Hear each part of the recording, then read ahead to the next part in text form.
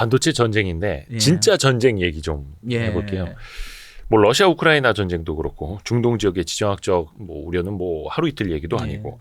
근데 그럼으로 인해서 IT 개발, 반도체 개발 요것도 더 빨라지고 중요성이 더 높아진다고요. 그러니까 저는 이게 이제 제가 어떻게 보면은 지금 AI나 반도체에 대해서 굉장히 세게 보는 이유 중에 하나인데요. 네.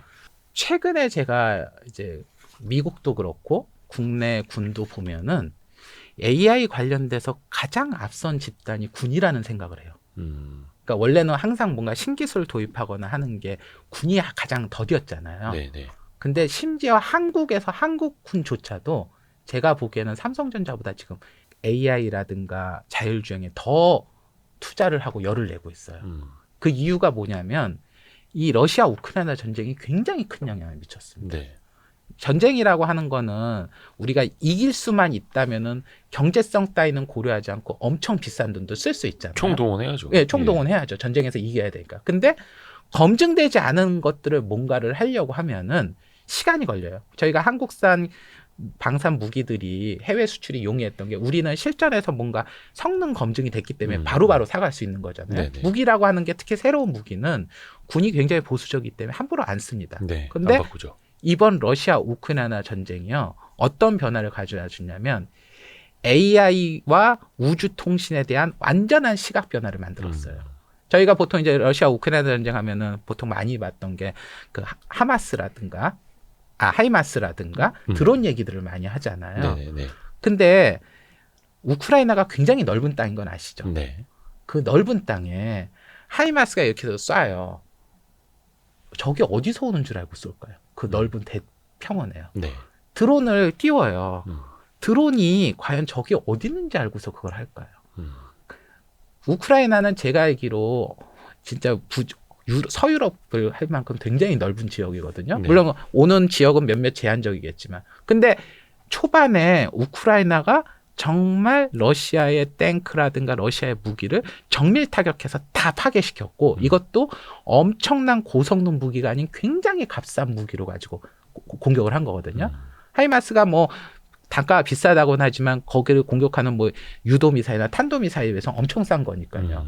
이게 가능할 수 있는 이유가 뭐였냐면 스페이스X가 나온 스타링크나 네. 기타 미국의 저궤도 인공위성 업체들을 통해서 실시간으로 지상에 있는 모든 정보들을 이미지 찍고 데이터를 확인하고 그리고 각각의 날아오는 전파들이나 러시아의 통신 감청이나 이것들을 다 데이터를 해서 적의 위치를 실시간 파악하고 제어하고 컨트롤하고 심지어 어떤 일도 벌어졌냐면요. 미사일이 그 위치를 파악해서 자동으로 요격하는 시스템까지 구축을 다 해놨어요. 그게 원래 없던 기술인데요. 바로 그런 현장에. 그래서 초반에 보시면 러시아 우크라이나 전쟁에서 러시아 장성들이 엄청 많이 죽었어요. 네네. 왜 많이 죽었냐면요. 적에도 인공위성을 통해 가지고 그 전화 통신망을 다 체크를 한 거예요. 근데 이제 통신 보안을 위한 전용망을 쓰지 않고 러시아가 핸드폰으로 다 연락을 한 거죠. 그러니까 딱 보니까 통신망 전화기가 많이 데이터가 집중하는 지역이 있을 거 아니야. 아, 여긴 장군이 있겠구나. 그리고 이거를 파악하는 즉시 얘가 이동도 하기 전에 미사일이 자동으로 날아가서 거기를 폭격을 해버리는 거예요. 드론 같은 경우에도 위치를 파악해서 하고 그리고 드론을 이동하거나 제어하는 것들도 AI로 제어가 해야 되는 거거든요. 물론 이제 작은 형태로 이렇게 띄우기도 하지만. 그러니까 이런 형태의 움직임들이나 적용들을 실전에 적용을 했더니 그 거대한 탱크라든가 그 비싼 무기 시스템들을 값싸게 바꿀 수 있었다는 거죠. 그리고 이제 미국이 그걸 테스트를 많이 한 겁니다. 그러면서 이제 어떤 결론을 얻었냐. 예전에는 무기 시스템, 탱크가 굉장히 성능이 좋거나 개별 뭐 잠수함이나 이게 중요한데 지금은 어떻게 되냐. 개별 무기는 그 자체는 성능이 중요하지 않더라도 얘를 네트워크로 연결을 하면은 성능이 좋아진다. 우리 인터넷으로 사람을 묶으면 하나가 되는 거죠. 우리 아까 그 반도체 얘기를 할 때도 개별 반도체 성능이 중요한 게 아니라 이거를 하나의 팀으로 묶어서 하는 것처럼 각각의 무기 시스템들을 네트워크로 연결하고 이것들을 제어하고 컨트롤할 수 있으면 그래서 정밀하게 요격하고 타격하고 공격할 수 있고 적의 위치를 미리 파악해서 대응하고 할 수 있으면 비싼 무기나 비싼 시스템, 전투기나 이런 것들을 쓰지 않고선도 효율적으로 할 수 있다는 거를 간이 테스트를 한 거죠. 그리고 미국이 이거를 보고 난 다음에 무슨 생각이 드냐. 아, 제일 먼저 할 게 뭐냐? 적에도 인공위성을 감시도 그렇고 통신도 그렇고 제어를 하는데 이걸 지금 전부 누구에 의존합니까? 스타링크에 의존하고 있어요. 그렇죠. 스페이스X라는 민간 기업이에요. 네. 사실은 미국도 인공위성을 많이 가지고 있는데요. 네. 미국의 국방 군용 인공위성들이 적에도 인공위성이 별로 없어요. 옛날 겁니다. 그리고 이런 것들 빨리 대응을 못했어요. 근데 이번에 통신망 시스템도 그렇고 감시 정찰도 그렇고 요격하고 그런 것들을 받는 것들이 커지니까 미국군이 지금 우주군 예산, 인공위성 늘리는 예산을 엄청 늘렸고요. 그리고 지금 한국에서도 벌써 인공위성 3개나 쏜 거 아시세요? 네네네. 예. 갑자기 군이 생뚱맞게 왜 이렇게 인공위성 쏘는데 난리를 칠까요? 이게 벌써 러시아 우크라이나 전쟁 배운 거예요. 그리고 이게 단순히 한국군만의 얘기라 미국군하고 한국군이 협업을 해야 되잖아요. 저기 시스템하고 여기 시스템하고 서로 연동이 안 되면 안 되는 거예요. 그리고 이제 육해 공군 통신 시스템들이 다 하나로 결합돼야죠. 그러려면은 여기서는 이제 전투기, 고성능 전투기보다 이러한 AI와 우주 통신을 구현할 수 있는 적에도 인공위성 통신망과 여기에 받은 데이터들을 빠른 속도로 분석을 해서 할 수 있는 AI, 그걸 가동할 수 있는 반도체, 그리고 이것들을 실시간으로 현장에서 뿌려주는 클라우드 시스템. 더군다나 이 클라우드는 야외에 돌아다니는 군한테도 실시간으로 보내줘야 되는 거잖아요. 네. 그럼 우주 통신 같은 걸 통해서 이런 것들이 중요해져서 지금 영국군, 미국군에서는 클라우드라든가 데이터 센터라든가 우주 통신망에 대한 국방비 예산이 엄청 폭증하고 있고 한국군도 지금 당장 북한의 미사일 대응하는 기초적인 거. 그리고 지금 보면은 저희가 GPS 같은 경우 다 미국 원래 군사위성에서 나온 거거든요. 그거 지금 미국군 그렇죠. 의존하고 있는데 그렇죠. 최근에 지금 북한에서 교란하면서 문제가 생겼잖아요. 그렇죠. GPS 교란 막 하고 예. 있죠. 그러면 각 우리나라 전용 군사위성 항법상시가 있으면 돼요. 근데 이게 중국은 있고요. 일본도 있고요. 유럽도 있고 러시아도 있어요. 우리나라도 뭐 우리나라만의 GPS를 개발한다고는 하는데 해야죠. 예. 그럼 이제 거기 인공위성이 몇 개 있어야 될까요? 아, 감시 위성은 몇 개 있어야 될까요? 통신망 하는 위성이 몇 개? 근데 지금 우리가 그런 걸 하려면 수년간 수십 개의 인공위성을 쌓아야 돼요. 그리고 그것들을 연결할 수 있는 통신 보안, 그리고 거기 연결된 데이터만, 그거 하는 AI, 그리고 우리도 지금 드론으로 뭔가 제어하고 저게 이런 것들을 하는 거, 이것들 하려면 클라우드망, 이것들을 지금 군이 엄청 급하게 가고 있고요. 그리고 지금 최근에 저희 전투기 중에 이제 차세대 6세대 전투기라고 하는 게 지금 전 세계적으로 핫하거든요. 그 미국에서도 이제 F-22 랩터가 가장 최신형 예. 5세대 전투기였죠. 예, 근데 그 다음 전투기인 6세대가 나오고 있어요. 예. 근데 이제 6세대 전투기가 미국도 개발하고 있고 유럽에서 2군데서 개발하고 있는데 6세대 전투기의 개념이 아주 단순해요. 뭐냐면 유인 전투기 한 대 있어요. 네. 옆에 무인 전투기가 10대, 20대, 20대씩 있어요. 날아가요. 네. 싸우는 건 얘들이 가서 하는 거예요. 그렇죠. 붙어요. 얘는 지시해요. 돌아오는 거예요.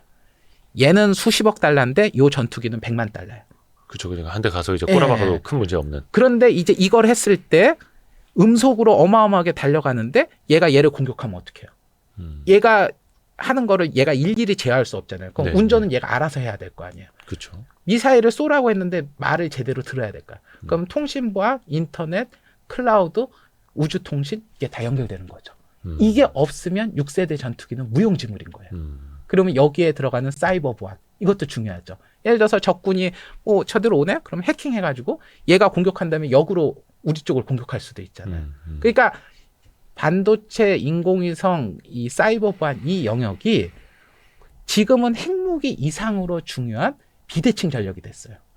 그리고 실제로 최근에 사이버로 교란하거나 사이버 여론전을 하거나 해킹을 하거나 혹은 뭐 군 통신망을 마비시킨다든가 원전 같은 거를 마비시킨다든가 이런 식의 공격을 많이 하는데 이런 것도 사이버 해킹이 중요하죠. 그러니까 IT라고 하는 영역이 그냥 민간 영역, AI는 민간 영역, 최첨단 반도체는 민간 영역이 아니게 됐고 그래서 지금 미군이 이런 반도체를 육성을 하는 거를 국가 안보 개념으로 끌어올린 거예요.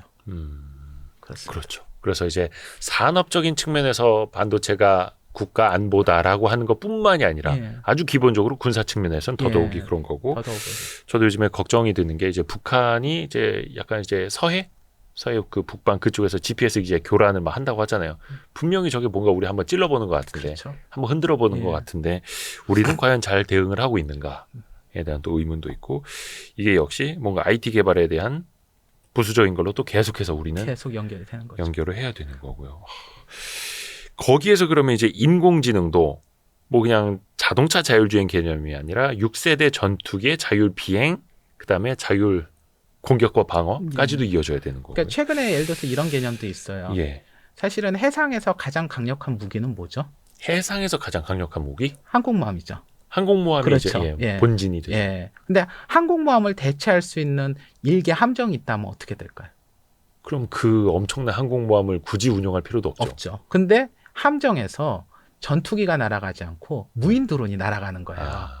그리고 함정에서 길이 한 2m, 3m 정도 되는 길쭉한 미사일 같은데 얘가 해저 잠수함처럼 이렇게 날아가서 거기서 미사일을 쏘는 거예요. 이게 해상 드론이고 공중 드론인 거죠. 그러면 해상 드론이나 공중 드론을 하게 되면 배가 그렇게 클 필요가 없잖아요. 그러는 공중 드론 수십 대, 해상 드론 수십 대를 하고 있는 함정이 있다고 치면 항공모함보다 훨씬 작으면서도 훨씬 공격하기가 용이한 거죠. 엄청난 위력을 발휘할 수 있는 거죠. 근데 이 개념이 우리나라 국내 조선소에서도 이미 컨셉함이 있고요. 네. 중국 같은 경우에는 이미 대만 침공을 위한 그런 것 중에 이런 제기들이 있어요. 그러니까 이제 드론이라든가 이런 것들이 전장의 환경을 바꾸는 거죠. 근데 이 드론이 그냥 가는 게 아니라 얘가 해킹당하면 안 되잖아요. 그렇죠. 날아가는 데서도 어느 정도는 자기가 스스로 판단을 해서 가야 되잖아요. 그러니까 저희는 보기에 드론이라든가 어떤 껍데기를 보지만 거기에 핵심은 AI가 들어가고 통신이 들어가고 클라우드가 들어가고 사이버 보안이 들어가야 되는 거예요. 그게 받쳐지지 않으면 드론 같은 거를 만들고 전투기를 만들어봐야 무용지물이 된다는 거죠. 그리고 이게 지금 커지기 때문에 우리나라 지금 군에서도 그렇고 국방부에서도 그렇고 방산기업들도 그렇고 예전에는 뭔가 중후장대한 무기 시스템에 집중하고 엔진에 집중했다면 소프트웨어 인력들하고 사이버 보안을 하고 뭐 사이버 보안과 관련된 특별 인력들을 뽑고 막 이런 것들이 점점 중요해지는 거죠. 차세대 무기 시스템도 그렇게 가야 되니까요. 그러니까 저희도 예전에 어떤 그 방산기업 탐방을 가서 그런 무인 무기 체계 개발하는 현황 이런 것도 보고 막 했거든요. 근데 이게 당장 안 와닿는 거죠. 왜냐면 이제 군대 갔다 온 사람 입장에서 이제 옛날 군대만 생각이 나고 저 첨단은 뭔가 영화 속에서나 보던 아직은 먼 미래일 거야라고 생각을 하는데 그게 아니라 이미 이거는 시작이 됐고 러시아 우크라이나 전쟁은 당겨졌어요. 더 당겨졌고. 그래서 지금 이제 뭐냐면 군과 미국군과 지금 한국군에서 저는 한국군하고 미국군은 보니까요. 두 가지는 지금 빨리 가고 있어요. 하나는 우주통신망을 자체적인 우주통신망 감시위성망은 빨리 가져가야 된다. 이게 첫 번째고 각 군별로 통신지휘 감시 정찰 시스템을 하나로 통합하고 이게 하나로 통합이 돼야만 그 데이터들을 묶어서 AI가 그렇죠. 뭔가 지시를 하거나 의사결정하거나 판단하거나 하잖아요. 이것들에 대한 각 통신망 시스템을 하나로 통합하는 작업과 우주통신망 구축하는 작업은 지금 각 군이 굉장히 빠른 속도로 진행하고 있고 저희가 예상한 것보다 훨씬 더 빠릅니다. 최근에 한국군도 드론 사령부 같은 것들 만들었는데 그런 것들이 가동이 되는 아주 기본적인 게 지금 이런 말씀드린 거예요. 이게 안 되면 드론이 이렇게 작동이 아마추어 단계로 되는 거가 드론 사령부라고 해서 하늘에 떠 있는 드론을 잡거나 아니면 막 이렇게 조정하는 드론 가지고 누구를 공격하는 걸 준비하거나 그 정도는 완전 그냥 초등학생 수준인 그거는 거고 아닌 거죠. 훨씬 더 그 이상으로. 근데 이미 그건 또 시작이 된 거고. 그러니까 제가 그래서 아까 제가 기업도 얘기 드렸지만 AI의 실물화 이게 전 디지털 트랜스포메이션인데 빨라질 수밖에 없는 게 군이 지금 이거를 굉장히 빨리 가고 있고요. 그리고 민간에서는 테슬라가 이거를 공장에서의 생산성 개선이나 제품 개선이나 테슬라 보스로 굉장히 빨리 당기고 있어요. 그래서 나머지 조직들이나 기업들이 안 쫓아갈 수 없을 정도로 지금 끌려가는 느낌이에요. 이 대목에서 굉장히 빠르게 뭔가 변하고 있고 중요하고 그 시기가 가까이 올 거라는 건 이제 느껴지는데 이제 투자 측면에서 봤을 때 그게 또 고민이 되는 거잖아요. 그래서 뭐 어떤 특정 이제 미국의 군사 방위라든지 보안 관련주에 투자하시는 서학개미들도 꽤 많이 계시던데 혹시 그런 그러니까 저는 지금 이제 미국의 우리 보통 방산주들 있잖아요. 방산주는 사실은 지금 좋은 점과 나쁜 점이 동시에 있어요. 그러니까 좋은 점은 이런 것들에 대한 투자는 늘어가겠죠. 근데 이런 거에 대한 투자가 우리가 아는 일반 방산 기업의 수혜를 갈지는 좀 다른 얘기예요. 너무 전통적인 예, 쪽으로 있으니까. 예를 들어서 로키드 마틴이 거대한 전투기를 쏘는데 이 드론 같은 거에 몇백 달러 하고 그 대신 이거를 제어하는 AI라든가 뭐 우주통신이나 이런 쪽에 예산이 집중이 된다고 하면 막 비싼 전투기나 비싼 항공모함이나 선박을 만드는데 돈이 갈 것인가. 근데 이제 그런 것들을 저 거대한 대기업들이 제대로 잘 할 수 있을까? 네. 이건 고민이 되는 거죠. 예를 들어서 불과 우리가 10년 전까지만 해도 전 세계 우주 산업은 로키드 마틴하고 보잉 같은 데가 다 좌지우지했어요. 그렇죠. 근데 로키드 마틴하고 보잉은 아직 재사용 발사체 로켓을 발사 못하고 있는데 스페이스X는 재사용 로켓을 몇 년 전에 발사한 다음에 이걸 기준으로 전 세계에서 가장 많은 인공위성을 보유하고 있는 회사가 됐단 말이에요. 네. 심지어 미 국가가 가지고 있는 것보다 더 많은 인공위성을 가지고 있거든요. 물론 이제 적에도 중계도 이 차이는 있긴 하지만요. 그러면은 이런 변화 속도를 과연 기존의 기업들이 잘 할 수 있을까? 근데 이제 그렇지 않은 몇몇 스타트업 기업들이 미국에 상장된 기업들이 있습니다. 이제 네. 특정 기업을 언급하긴 그렇지만. 근데 이제 그런 기업들은 아직까지는 수익성에서 조금 약해요. 스페이스X가 워낙 압도적이라. 아니, 그런 거 말고 군사 부분에서 다른 거예요. 뭐 드론이라든가 AI. 뭐 예를 들어서 뭐 가장 만만한 게 팔란티어 같은 경우도 그런 케이스가 되겠죠. 네. 근데 이제 수익성 대비 뭐 혹은 제가 좋아하는 크라토스 디펜스라고 하는 그런 인공위성에 대한 지상 제어라든가 드론이라든가 무인 전투기를 만드는 회사인데 이 회사의 수익성이나 이런 것들이 확실하게 눈에 보이는 않는 거죠. 그러니까 지금은 어떻게 보면 변화의 초입부라서 기업들의 투자를 좀 신중하게 하실 필요가 있어요. 근데 방향 자체는 그렇게 가고 있다. 그러면은 전통적인 군수 사업이 꼭 잘 될 거냐라는 거는 좀 고민이 되는 거고 군수 사업을 투자를 하실 때도 이러한 변화되는 부분.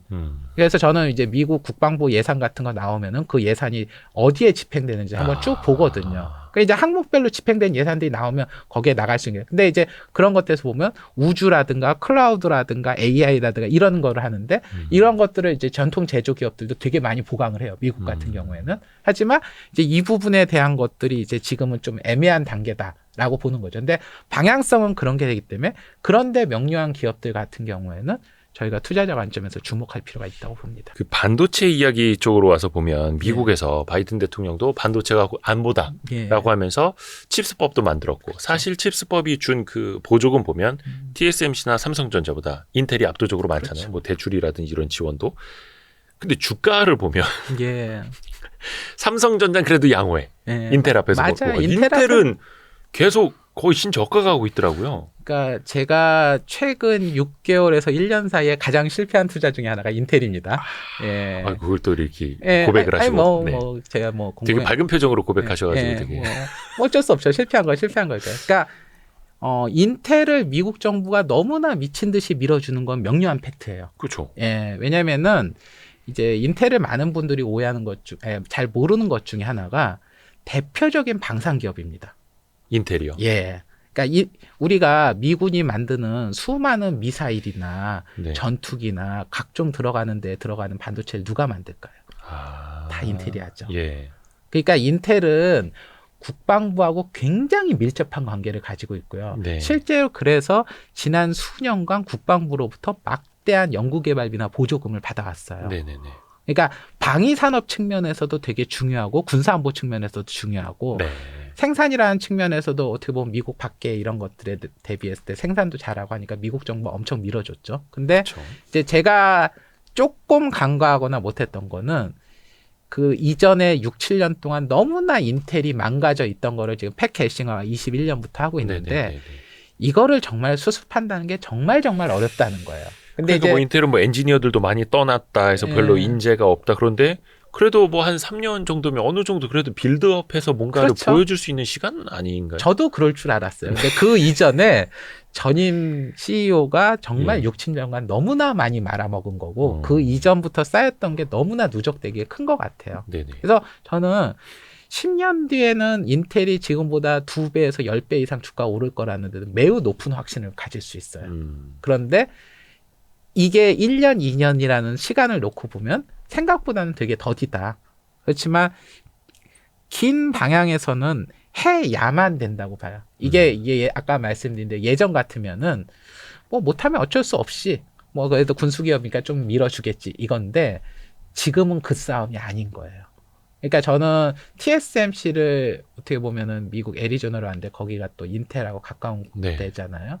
그리고 모든 여러 가지를 밀어주는 것들이 인텔한테 되게 유리한 방향으로 하고 있고 미국이라는 나라와 저 거대한 힘이 뭉치면 10년이면 반드시 뭔가를 바꿀 거라고 봐요. 근데 그게 3년이냐 4년이냐 5년이냐는 건 되게 애매한 거고 투자자 관점에서 뭐 마냥 10년을 기다릴 수는 없는 거니까 저도 지금은 투자자 관점에서는 중립 이하로 보고 있습니다. 하지만 그 논리를 볼 수 있는 게 이제 아까 말씀드린 군사 안보적 측면 그리고 미국이 최근에 들어서 제조업을 미국으로 리쇼링 하잖아요. 네.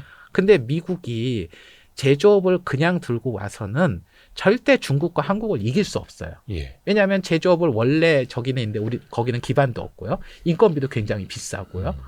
그거를 단순히 소비 시장만 있다고 관세로 막겠지만 그걸 10년, 100년을 막을 수는 없잖아요. 네네. 생산성이 높아져야 된다고요. 근데 이제 몇 년간 막는 동안 생산성을 높여야 되는데 높은 인건비와 비숙련 공들이 있는 걸 했을 때 과연 중국을 이길 수 있는 거를 하려면 어떻게 해야 될까요? 제조업에도 AI를 쓰는 겁니다. 네. 그러니까 제조업에 AI를 써가지고 로봇을 쓰고 자율주행을 써가지고 최첨단으로 그거를 성능 개선을 해서 사람의 숙련도가 떨어지거나 사람이 부족해도 가는 거죠. 네. 예를 들어서 우리나라 현대자동차가 노동자들의 숙련도가 아닌 자동화나 자동화에 투자를 함으로써 지금 높은 생산성을 올리고 있는 거잖아요. 그런 것과 같은 형태를 국가적 차원에서 제조업을 AI 그리고 로봇 자율주행으로 미국 정부는 가고 있고 그 방향을 위한 각종 여러 가지를 지원하고 있어요. 근데 거기에도 인텔이 해야 될 일이 많은 거죠. 그래서 방향은 명료합니다. 근데 저희 같은 뭐 아주 긴 거를 보지 않는다면 지금은 조금 한 단계 물러서서 볼 필요 있다. 하지만 절대로 인텔은 만만치 않고 최근에도 아마 한국에 얼마 전인가 뭐 인텔 관계자가 와서 파운드리 2위 기업이 되겠다 계속 하고 있는데 일단 해놓은 거 봐야죠. 투자자는 봐야죠. 하지만 매우 높은 확률로 시간이 지나면 돼 있을 가능성이 높다라고 저는 봅니다. 근데 시간은 좀 걸릴 수 있고 예. 그 사이에서 지금처럼 인텔이 예. 조금 이제 고통스러울 수는 있겠다. 그럴 수 있죠. 라고 보시는 예. 거고.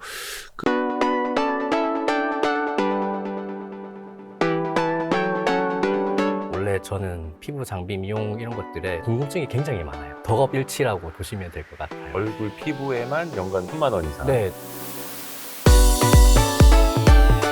시술을 여러 번 받아보면은 될 것 같다, 안 될 것 같다 감이 와요. 내가 직접 몸으로 가서 시술을 해보는 게 결국에는 피부 미용 섹터에 있어서는 남들이 가지지 못하는 엣지가 되는 거죠.